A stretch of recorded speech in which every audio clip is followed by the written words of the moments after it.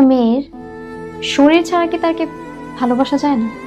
তাকে ভালোবাসতে গেলে কেন আগে এই শরীরটাই আসবে? কেন তার সাথে শারীরিক সম্পর্কটাই করতে হবে? কেন? আমার কাছে উল্টো লাগে।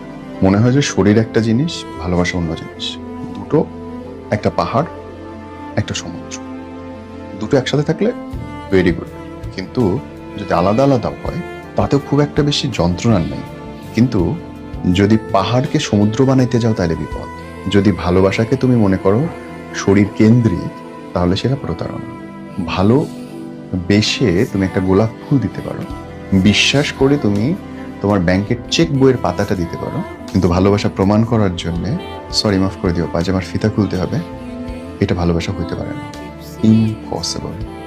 ভালোবাসতে গেলে অনুভূতির জন্ম হয় এইখানটায়, কষ্ট হয় তাকে না দেখলে এইখানটায়।